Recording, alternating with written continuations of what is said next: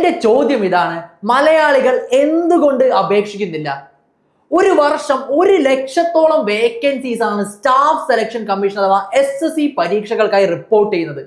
ഈ 1,00,000-ഓളം എന്ന് കേൾക്കുമ്പോൾ നിങ്ങൾ വിചാരിക്കരുത് അതൊരു തള്ളാണ്, അതല്ലെങ്കിൽ ഇല്ലാത്തത് പറയുകയാണ്, 1,00,000-ഓളം ഒന്നും വേക്കൻസീസ് ഉണ്ടാകില്ല എന്ന്. എന്നാൽ അത് വളരെ തെറ്റായിട്ടുള്ള ഒരു ധാരണയാണ്.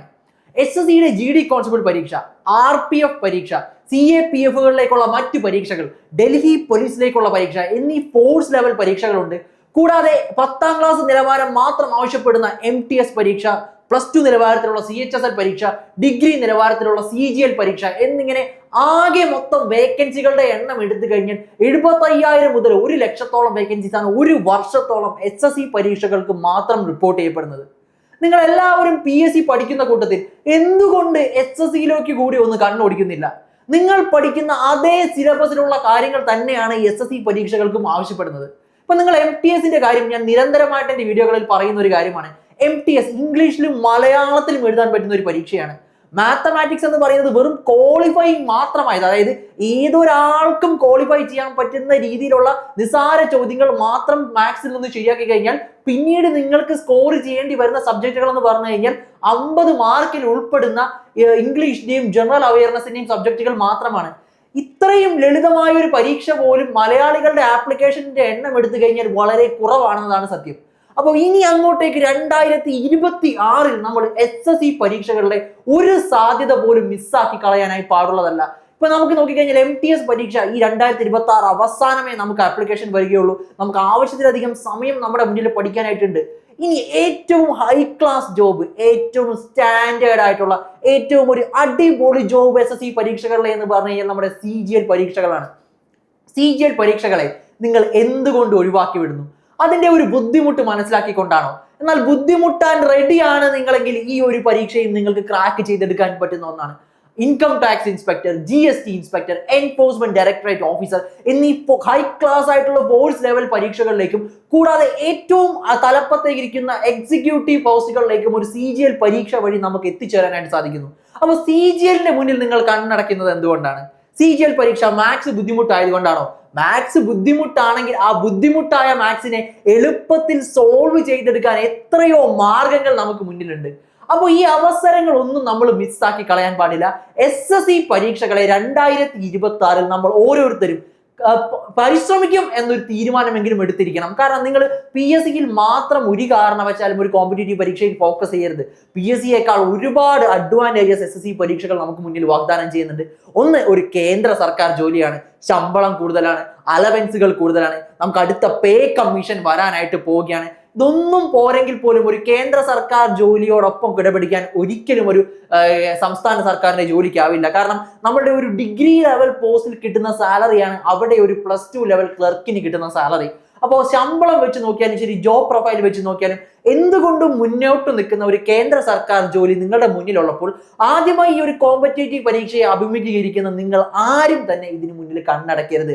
എല്ലാവരും നിർബന്ധമായും ഈ ഒരു പരീക്ഷയ്ക്ക് വേണ്ടിയിട്ട് തയ്യാറെടുത്തിരിക്കണം. ഇപ്പോൾ ഞാൻ പറയാനായിട്ടാണെങ്കിൽ എന്തുകൊണ്ട് പലരും തയ്യാറെടുക്കുന്നില്ല, അതിന്റെ പ്രധാനപ്പെട്ട കാരണം പറയുന്നത്, ഒന്ന്, ഈ പരീക്ഷകളെ എങ്ങനെ അപ്രോച്ച് ചെയ്യണമെന്ന ധാരണ നിങ്ങൾക്ക് കൃത്യമായിട്ടില്ല.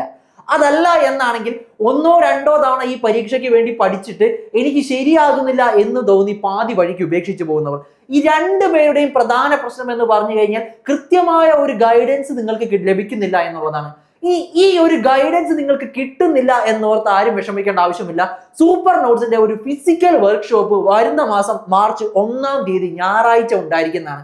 അതായത് ഞങ്ങളുടെ ടോപ്പേഴ്സ് ആയിട്ട് നിങ്ങൾക്ക് ഡയറക്റ്റ്ലി ഇന്ററാക്ട് ചെയ്യാം. കൂടാതെ SSCയിൽ വർഷങ്ങളോളം പഠിപ്പിച്ച് പരിചയമുള്ള ഫാക്കൽറ്റീസിന്റെ വെറും 15 മിനിറ്റോ 20 മിനിറ്റ് വരുന്ന സെഷൻസ് മാത്രം ഉണ്ടാവുകയുള്ളൂ.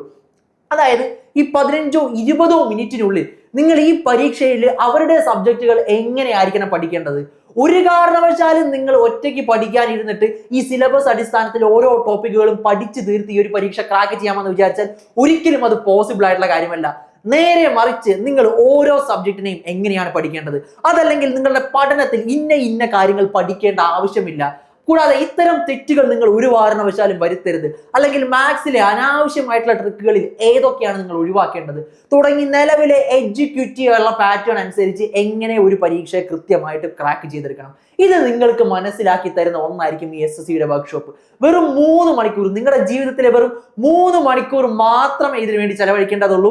നിങ്ങൾക്ക് ലൈഫ് ലോങ് സെൽഫ് സ്റ്റഡി ആഗ്രഹിക്കുന്ന ഒരു വ്യക്തിയാണെങ്കിൽ പോലും നിങ്ങൾക്ക് കൃത്യമായി SSC പരീക്ഷകളുടെ നിങ്ങളുടെ വീട്ടിലിരുന്നു കൊണ്ട് തന്നെ പ്രിപ്പയർ ചെയ്യാനായിട്ട് സാധിക്കുന്നതാണ്. നമ്മളുടെ ഒരു ഫ്രീ മെറ്റീരിയൽ നിങ്ങൾക്ക് ഇതിന്റെ ഭാഗമായിട്ട് ലഭിക്കുന്നതാണ്. അപ്പൊ സൂപ്പർ നോട്ട്സ് എടുക്കുന്ന ഈ ഒരു ഫ്രീ വർക്ക്ഷോപ്പിന്റെ ഭാഗമാകാനായിട്ട് നമ്മളെ കമന്റ് സെക്ഷനിൽ ഒരു ഗൂഗിൾ ഫോം ഉണ്ടാവും. ആ ഒരു ഗൂഗിൾ ഫോം ഒന്ന് രജിസ്റ്റർ ചെയ്യുക.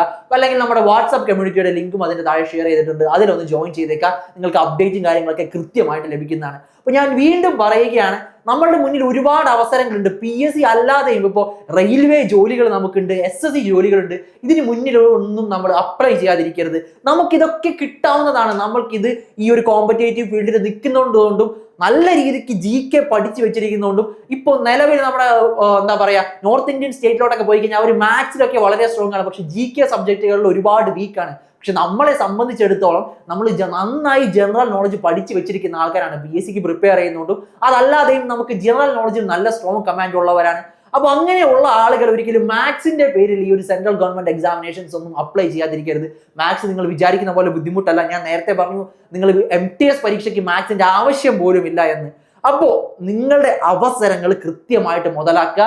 സൂപ്പർ നോട്ട്സിന്റെ ഈ ഒരു വർക്ക്ഷോപ്പ് എന്തായാലും നിങ്ങളൊന്ന് അറ്റൻഡ് ചെയ്തോളുക. നിങ്ങൾക്ക് ലൈഫിൽ ഗുണം മാത്രമേ ഇതുകൊണ്ട് ഉണ്ടാവുകയുള്ളൂ. ഫ്രീ ആയിട്ട് അറ്റൻഡ് ചെയ്യാൻ സാധിക്കുന്ന ഒരു വർക്ക്ഷോപ്പാണ്. അപ്പൊ നമുക്കിനി മാർച്ച് 1-ാം തീയതി നമ്മുടെ വർക്ക്ഷോപ്പിൽ കാണാം.